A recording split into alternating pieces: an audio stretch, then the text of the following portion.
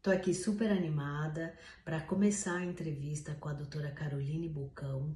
Carol é uma grande amiga, uma amiga muito querida e uma médica maravilhosa. Ela é endocrinologista com especialidades, ela vai contar para a gente um pouco e o tema hoje vai ser a diabetes nessa fase da mulher, do climatério, perimenopausa, menopausa e etc. Estamos com a doutora Carol Bulcão. Se apresenta, fala um pouquinho de você, a tua especialidade, para gente. Joia, Su. Queria agradecer essa confiança em mim, né, o convite. Eu sou Caroline Bucão, todo mundo me conhece por Bucão. Eu sou endocrinologista, sou médica, atualmente moro na Bahia, no Brasil, e eu fiz medicina, depois fiz endocrinologia em São Paulo, onde eu conheci Su, fiquei amiga dela. Quando eu acabei a minha residência de endocrinologia, eu parti para o doutorado, e meu doutorado foi com foco justamente em diabetes, que é a minha subespecialidade. Então, além de eu fazer endocrinologia geral, meu foco maior realmente é em doenças metabólicas e diabetes, né? Atualmente, eu sou professora de duas faculdades de medicina aqui na Bahia e sou preceptora da residência médica em endocrinologia e faço os ambulatórios tanto de diabetes tipo 2 como de diabetes tipo 1. Então, é uma área que eu tenho grande interesse. Muito bom. E, Carol, esse meu projeto, né, que não é, é mais do que um projeto, um propósito de vida, é um sonho de poder ajudar outras mulheres, trazendo informação, principalmente as mulheres que estão fora da sua cidade, estado ou país, que não têm acesso à informação, então eu trago a informação com tudo que eu já estudei aqui de hormônios, de yoga, de terapia, porque eu, na minha fase do climatério, apesar de eu ter tido poucos sintomas físicos, eu tive muito emocionais, então eu fui estudar, eu queria saber como funcionava o sistema endócrino, porque mexe tanto com a gente nessa fase do climatério, a queda hormonal, porque Verdade. mexe tanto com a gente. Então, é isso. Hoje eu tenho o Menopausamente, onde eu ajudo mulheres 35 mais a entender o que está acontecendo com elas, tanto no lado físico como emocional. E aí Maravilha. eu tenho algumas perguntas que eu queria trazer aqui para você responder para a gente. O que que muda no metabolismo feminino, né, no corpo da mulher durante a menopausa, essa fase do climatério, que pode aumentar o risco da diabetes tipo 2? Pronto. Então, na verdade, existe aquela fase da mulher, que é a fase da menarqume, né, que é desde a primeira menstruação, da menarca, né, até a menopausa, que é justamente o final, desse período fértil da mulher. Então, a menopausa, marca o final da vida reprodutiva da mulher. A menopausa, ela é caracterizada depois que a mulher está um ano sem menstruar. Mas ela pode, antes dessa fase, né, entrar naquela pré-menopausa. Então, a mulher, por volta, a maioria das mulheres entra no climatério por volta dos 50 anos. Algumas antes, né? Pode acontecer mais precocemente, né? Depois dos 35 anos, né? Antes disso, quando se tem, a gente chama menopausa precoce, quando é mais cedo ainda, a falência ovariana prematura. Né? Mas a menopausa mesmo, ela geralmente na mulher é nessa fase, 45, 50 anos. Né? Que a mulher já pode começar a sentir alguns sintomas que a gente pode falar depois, mas o principal fator, né, no metabolismo durante a menopausa, o que causa isso é a queda do hormônio feminino, que é o estradiol, que é um estrogênio. Então, esse é o hormônio da mulher. O hormônio feminino é o estradiol, né? E justamente na menopausa existe a queda desse hormônio. E acontece que o estradiol é um fator protetor, né, na sensibilidade à insulina. Então, quando você perde, né, quando você reduz seus níveis de estradiol, isso pode aumentar a resistência insulínica, né, e por isso que a mulher tem um risco maior de desenvolver diabetes ou síndrome metabólica, né? Com isso, existe uma mudança também na distribuição da gordura, então as mulheres ganham peso, principalmente na parte central do corpo, ou ficam com dificuldade de perder peso, né? E podem também ter alterações em outras alterações no metabolismo, por exemplo, no perfil de colesterol. Uhum. Até porque no colesterol, o estrogênio é um hormônio que protege também o cardio, né? Então, a queda dele traz que muitos Perfeito, eles começam com colesterol alto, com problemas cardíacos e tal. Uhum, perfeito. E é por isso que a mulher, justamente, ela tem um risco cardiovascular menor do que homem, né? Ser homem, né, é um fator de risco para a doença cardiovascular, porque justamente o estrogênio é um fator protetor na mulher. uhum, tá. E Carol, quais são os primeiros sinais de que a resistência à insulina pode estar aparecendo nessa fase? O que que a mulher pode, ficar atenta? Quais seriam esses sinais? Pronto. Uma das coisas é justamente isso, é esse ganho de peso, principalmente na parte central do corpo, essa dificuldade de perder peso ou um ganho de peso, né? Ela também pode começar a ter a resistência insulínica, ela pode causar fadiga, né? Tanto fadiga física, como fadiga mental, né? Pode aparecer, por exemplo, sinais na pele que a gente chama de acantose nigricans, que é aquele escurecimento de regiões de dobra do corpo, principalmente em região cervical, axila, região inguinal, né? Que algumas mulheres chegam assim no consultório achando que é sujeira, ou que tem muitas pessoas também que vão na dermatologista sem entender, né, o que é isso, né? Principalmente se Mancha na existe pele. que é uma mancha veludada, na verdade, né, Su? E é Hum. bem na região de dobra, parece um veludo mesmo, né? Geralmente ela já tem outras pessoas na família que tem, né? Porque o diabetes, ela tem, o diabetes tipo 2, né? Existe uma associação familiar muito grande. Então ela tem que ficar atenta a isso, a Hum, esses sinais. ok. Ah, super boa dica. O diabetes em si, né, ele dá outros sintomas que, se você quiser, a gente pode falar agora ou mais tarde, né? Mas esses são os primeiros sinais de que pode estar acontecendo alguma coisa no metabolismo da glicose. Ah, não, pode falar. Já. Pronto. Esse é o quadro, na verdade, de quando você pode ter um aumento da resistência insulínica, né, que é um início, né? Porque resistência insulínica é uma coisa, a gente muitas vezes, a gente não consegue medir, a gente consegue no exame, né? A gente, no exame físico, observando, a gente consegue ver, olha, você tem resistência insulínica. Existem alguns exames que a gente vai falar depois, né? Que a gente já é um sinal de falar assim, olha, você tem aumento na resistência à insulina, que pode levar você a desenvolver diabetes. Mas o quadro de diabetes em si, no diabético tipo 2, na pessoa que tem diabetes tipo 2, ele é muito sutil. A pessoa não pode nem estar percebendo nada, pode estar anos. Então, uma pessoa que costuma fazer aquele check-up, né, medir a glicemia todo ano, dificilmente vai abrir um quadro de diabetes tipo 2 abrupto, né? A não ser que tenha alguma coisa, uma infecção aguda, ou usou um corticoide, né? Mas os sinais de diabetes tipo 2 eles aparecem assim, de forma aguda, quando a glicemia está muito alta, quando ela está já acima de 200, 250, que aí começa a vontade de fazer xixi toda hora, muita sede, aí pode haver perda de peso, né? Boca seca, pode ter formigamento, né? Então, esses são sinais de uma glicemia bem mais alta, que não costuma aparecer no diabetes tipo 2. O diabetes tipo 2 é uma doença silenciosa, né? Agora, o diabetes tipo 1 não, que você pode perder agudamente a capacidade de produzir insulina. Aí não tem a ver com, realmente, não tem nada a ver com a menopausa. Aqui a gente está falando do diabetes tipo 2. Tá. Agora, uma que eu acho que muita gente tem dúvida entre o diabetes um e o diabetes 2. O diabetes um é aquele Uhum. que a pessoa normalmente já nasce com uma predisposição. Como que é isso, Carol? Pronto. Então, a parte genética, ela existe tanto no diabetes tipo 2 quanto no diabetes tipo 1, né?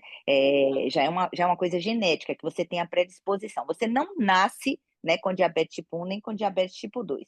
No diabetes tipo 1, você nasce com a predisposição, né? Seu corpo, por algum motivo ainda não totalmente explicado, começa a produzir anticorpos, que são nossas células de defesa, contra a célula beta, que é a célula do pâncreas que produz insulina. Então, a grande diferença é que no diabetes tipo 1, você tem uma deficiência permanente, né, e quase total, a depender da época que você desenvolve na produção de insulina. Então, o problema do diabetes tipo 1 é que seu corpo não produz insulina.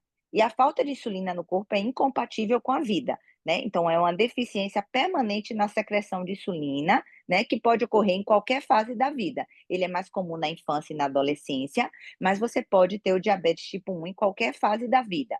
Claro que quando você desenvolve na vida adulta, o diagnóstico fica mais complicado, porque você pode já ter resistência insulínica, Su. Então, vamos supor, uma mulher na menopausa que desenvolve diabetes tipo 1, você tem que ter um médico muito atento, né? É aquela mulher que não responde a medicamento oral, que está perdendo muito peso apesar do tratamento. Então, você tem que desconfiar que não é o diabetes tipo 2.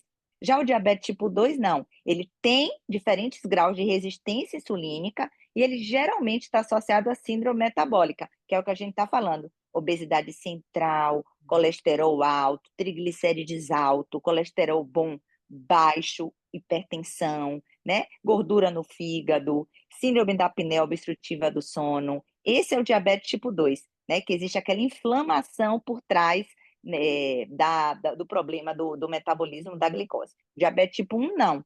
Né? O diabetes tipo 1 é simplesmente uma destruição na célula que produz insulina. Entendi. Muito bom. E, Carol, outro ponto que eu falo muito aqui no Menopausamente é sobre o estilo de vida, alimentação, como isso faz a diferença, principalmente, quer dizer, na vida inteira, mas nessa fase o corpo pede mais cuidado, mais atenção. Quais são os ajustes alimentares que mais ajudariam no equilíbrio hormonal e glicêmico durante essa fase do climatério?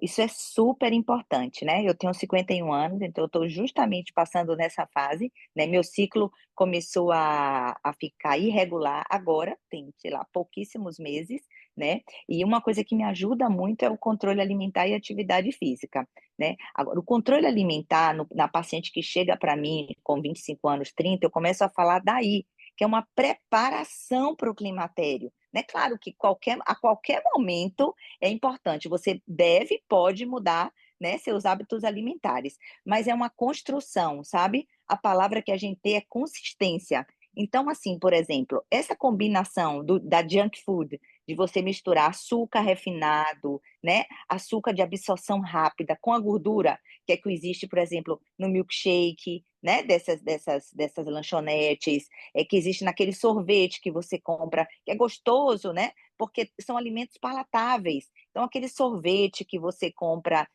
no supermercado, não tem quem me faça comer aquilo, sabe? A gente, como endocrinologista, eu considero aquilo como veneno, né? O milkshake de lanchonete, o que mais? É aquele bolo todo recheado, cheio Aquilo ali realmente é a pior coisa do mundo, porque aquilo ali é comer inflamação ali, né? Então, bebidas açucaradas também são muito ruins. Então, aquele suco pronto que você compra no supermercado, né? Refrigerantes de uma forma geral, chá gelado, açucarado, e muita gente pode considerar saudável, aquilo ali é carboidrato, açúcar puro de absorção rápida. Aquilo faz muito mal, né? E pode piorar com certeza os sintomas do climatério.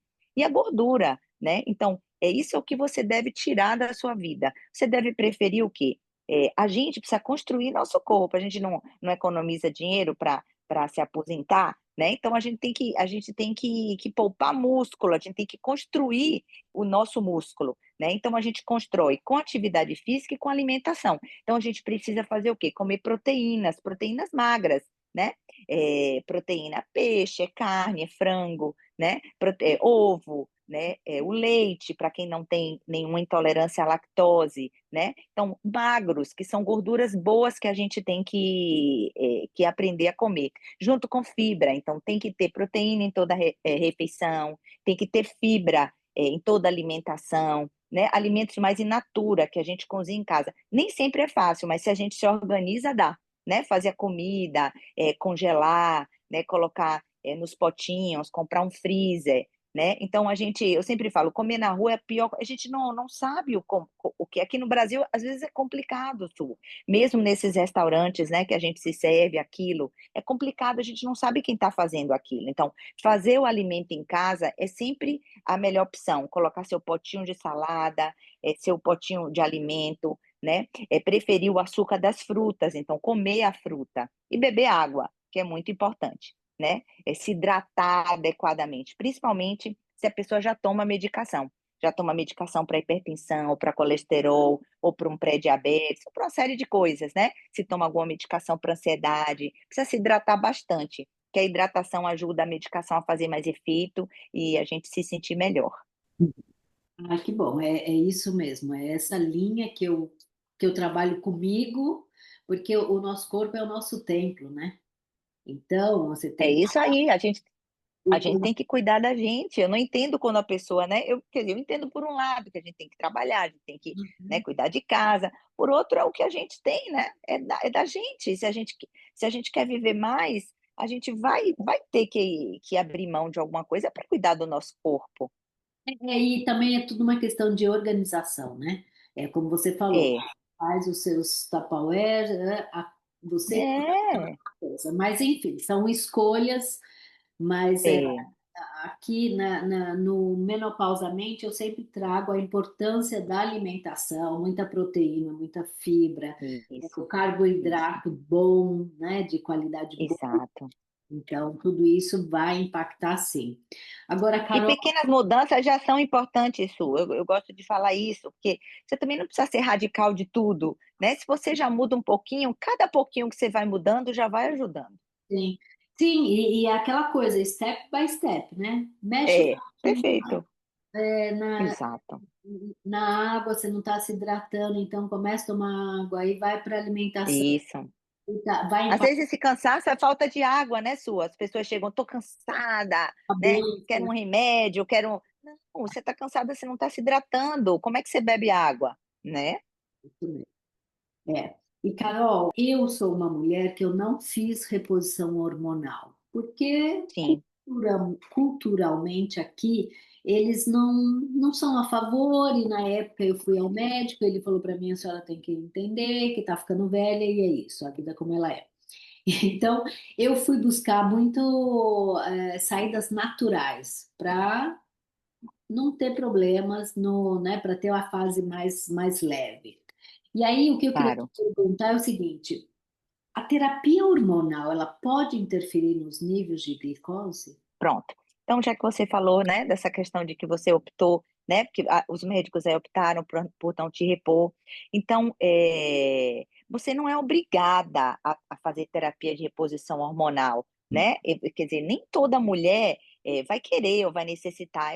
Isso é algo que você precisa discutir caso a caso. Tem mulheres, Su, que precisam tomar a terapia de reposição hormonal, porque são muito sintomáticas, né? Então, tem pessoas que realmente aquilo ali atrapalha muito a vida da pessoa, né? Então, tem pessoas que têm sintomas vasomotores muito grandes, então, tem pessoas que elas têm fogachos intensos, que impede o trabalho, tem pessoas que têm fog mental, né? Então, tem mulheres muito ativas, né, que trabalham, pensantes, trabalham com números e que simplesmente param de produzir.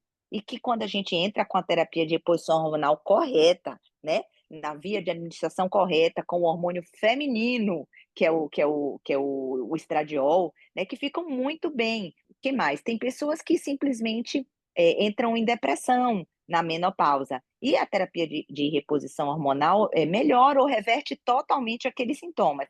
Então, tem mulheres que a gente realmente vai precisar usar e não tem nada demais. Existe uma coisa chamada janela de oportunidade, né? Então, a terapia de reposição falando do ponto de vista de evidência científica, a gente deve iniciar ela nos 5 primeiros anos da menopausa, tá? Quando a gente passa desse tempo, você já tem até um aumento de risco, porque o corpo já se adaptou àquele período da menopausa. Então, a janela de oportunidade, que é o tempo ótimo de você entrar com terapia de reposição hormonal, é principalmente nos primeiros 5 anos, tá certo? Então, você entra com a dose pequena, às vezes tem mulheres que precisam de uma dose maior, você começa com a dose maior e vai tentando baixar. e você usa a mínima dose possível para que a pessoa fique bem.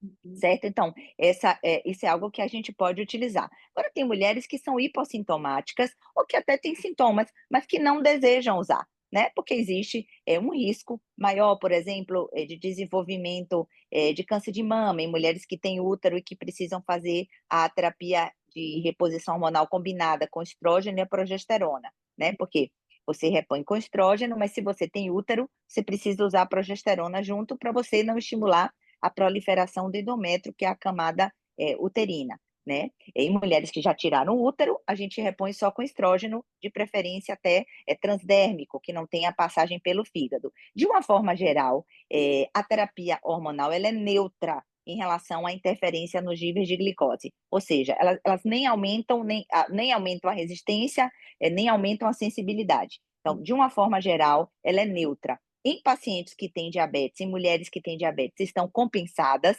né?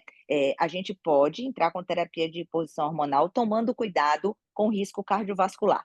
Então, sempre ali do lado, né? Para não ter aumento desse risco cardiovascular e usando a dose mínima de estrógeno necessária para controlar os sintomas. Existem também outras medicações, por exemplo, tem mulheres que já tiveram câncer de mama, ou que tem uma mãe, uma irmã que já teve câncer de mama aparente de primeiro grau, mas que tem muitos sintomas, aí você pode lançar mão de outras medicações não hormonais, né? Então, às vezes, antidepressivos, né? Até fitoterápicos, né? Que podem ajudar nesses sintomas. E, claro, tudo isso que a gente está falando aqui, né, Su? Fazer exercício físico, cuidar da alimentação, cuidar da mente. Então, tudo isso ajuda, claro, não é só remédio, né? Nenhuma doença, na verdade, o tratamento é só o remédio.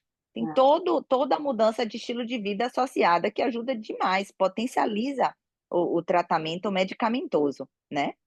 Por isso que eu falo, aqui eu trabalho com esse olhar 360 graus, porque não adianta olhar o físico e a mulher está em depressão, né? Não adianta. É uma coisa É, só, corpo, mente e espírito. Então, eu trabalho perfeito. essa coisa do, para mim, existe três As nessa fase da menopausa. O primeiro A é aceitação. Você só aceita quando você se informa, porque aí você começa a entender o que está acontecendo. Quando você se informou, aceitou, você se acolhe. E aí o Claro, terceiro A é a ação. Aí você vai agir. Você vai fazer o esporte, você vai ver sua alimentação, vai melhorar o sono, vai melhorar o humor, porque é como um efeito dominó, né? Você não dorme direito durante o com dia, certeza. cansada, está irritada, aí você ataca o chocolate, ataca a comida, Isso. te Que é deixa. outra coisa que você falou que eu esqueci. Um outro sinal é o sono, né? Justamente, a mulher para, a mulher fica com insônia. Coisa horrível, uma privação de sono, né, Su? Então, se você tem privação de sono, é óbvio que você vai ter resistência insulínica aumentada, né? Que você vai aumentar seus níveis de adrenalina, de cortisol, né? Você não dorme, então você vai aumentar todos esses hormônios que são hiperglicêmicos, que são os hormônios do estresse. É bem o que você falou, quer dizer, a mulher com visão começa a se cuidar já jovem. Eu falo para as minhas Exato, jovenzinhas, é a sua aposentadoria. Começa a exato. cuidar agora da alimentação, e tudo vai de uma forma mais leve. Mas a outra pergunta que eu ia te fazer aqui, Carol, eu acho que você já respondeu também. Existem sinais que o corpo nos traz para dizer que estamos desenvolvendo a resistência à insulina, mesmo antes de um diagnóstico oficial? Mesmo antes de um laboratório, existe. Então, é justamente isso. Você percebe que você está tendo um sono ruim, né? Tá com acúmulo de gordura no abdômen, né? Tem a acantose. Você percebe que você não está bem, que sua cabeça não está boa, né? Você sabe quando o seu corpo não está bem, né? Você sente quando o seu corpo não está bem, né? Em relação ao sono, tem pessoas também, né? E aí sei, eu imagino que aí na Suíça seja semelhante, né? Porque as pessoas são semelhantes de uma forma geral, né? Eu morei em Boston, né? 2 anos, e lá onde eu moro, tinha gente do mundo inteiro. E as pessoas são parecidas, né? Somos todos humanos, né? Porque a pessoa tem suas culturas diferentes, mas são muito parecidas. Então, a pessoa não dorme direito. Chega no consultório, Carol, não estou dormindo direito. Aí você vai ver. Aí, não, aí chega de noite, está no celular, ou trabalha no computador, né? Tá com a luz acesa, tem barulho de noite, né? Não faz a higiene do sono, né, Su? Aí é claro, a pessoa já está no climatério, não faz a higiene do sono, né? E o que eu percebo, Su, no meu consultório, é que as pessoas querem uma fórmula simples. Elas não querem isso que você está propondo, né? Isso é maravilhoso que você está propondo. Mas algumas pessoas não querem isso. Eles querem que você dê um comprimido A que pílula mágica, resolva. né? A pílula mágica. Mas não, e aí vão procurando receitas mágicas, né? É, alguns charlatões, né? Na medicina e fora dela, né? Que é um perigo, né? Porque vai lhe dar o soro daquilo, a fórmula daquilo, e na verdade não existe isso, que pode até ser deletério para o seu corpo, né? Então a pessoa está com sono ruim, né? Vamos ver primeiro, olha, você já faz a higiene do sono? Você faz exercício, né? O que que como é a sua alimentação, né? Que isso aqui é a medicina do estilo de vida, né, Su? Que essa medicina que você cuida do seu estilo de vida antes. É exatamente isso que eu faço com as minhas clientes. Como que tá? O teu quarto tá limpo? Aí elas olham, nossa, esse quarto Isso, tá limpo. Tem computador, é, tem televisão? Tem? Não, tira tudo. O quarto tem que ser o lugar sagrado que você vai descansar. Você eu, é, quanto tempo antes de ir para a cama? Come mais cedo, come uma coisa mais leve. Outra coisa, eu tomei um chazinho antes de dormir. Também não funciona porque você vai levantar para fazer pipi. Então, também. perfeito. É isso mesmo, Su. O chá tem que ser antes, né? Aí você chega, sua cama tá toda desarrumada, tá cheia de coisa em cima da cama. A mente já não se organiza. Eu sou dessa teoria. O quarto tem que estar arrumadinho, tem que estar cheiroso, tem que estar, entende? Mas é bem isso mesmo. E você falou, você tem toda a razão. Eu tenho muita gente que me procura, acho que eu vou dar uma pílula mágica. Não existe.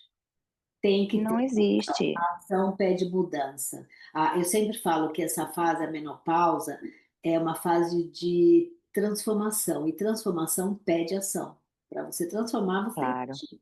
Então, não adianta É. você viver como a gente vivia quando era jovem, que saía, né? A gente saía para as baladas, no dia seguinte estava todo mundo. Agora não, você demora 3 dias para se Não. recuperar. É outro. Claro, claro, e não que eu seja contra medicamento, não, os medicamentos muitas vezes têm indicação e são importantes, né? Mas nada age sozinho, nem uma infecção. Você vai tomar um antibiótico para infecção, se você não lava aquela infecção, aquela ferida, né? Se você não se alimenta bem, né? Aquilo ali pode não melhorar, a bactéria pode se tornar resistente. Então, nada, nenhum tratamento é só um comprimido ou só uma injeção. Tem que olhar o todo para, né, para fazer na medida certa e tudo. E Carol, para a gente finalizar aqui, qual o conselho que você deixaria para quem quer cuidar da saúde metabólica e viver essa fase da menopausa com mais leveza, com mais consciência? Exato. O meu conselho principal é o seguinte: é você não tratar a menopausa apenas como uma fase hormonal, né? Você lembrar que a menopausa é uma oportunidade, né, de você cuidar de si, né, de você ter uma outra visão do seu corpo, né? De você procurar se cuidar, se olhar melhor, né? Eu gosto de envelhecer, eu gosto. Tive minha fase mais nova, tive minha fase, né, menina, tive minha fase de adulto jovem, né, que a gente saía, distraía, né, Su?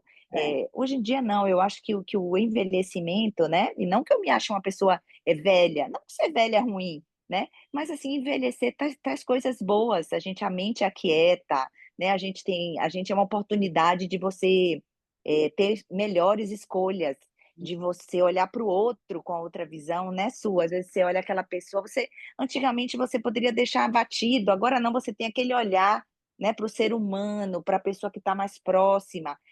Eu acho assim uma oportunidade de você fazer diferente, né, Su? Eu gosto, eu acho que cada fase da vida a gente tem que aproveitar. Às vezes a gente se olha no espelho e fala, olha, eu acho que eu, né, tô com as ruguinhas, tô com, Mas depois eu falo: "Não, eu sou bonita, essa é a minha idade, eu tenho uma cara de mulher de 50 anos", né.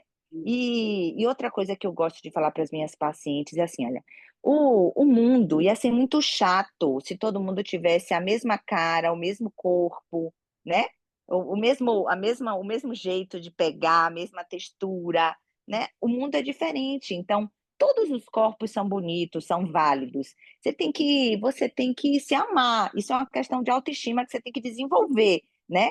Claro que se a pessoa ganhou peso, acumulou na parte central, a pessoa não vai estar feliz, porque é algo que mudou e que está lhe fazendo mal, né. Ela não Mas se não que você reconhece. deseja a perfeição, né, Su? Você não tem às vezes se você está fazendo você está tendo sua alimentação adequada, se está tendo acompanhamento adequado, se você está fazendo atividade física com consistência, os benefícios eles vão chegar, não tem como. Muito bom, Carol. Tá Obrigada, bom, doutora Carol. imagina, foi um prazer, Su. Prazer é meu. Obrigada.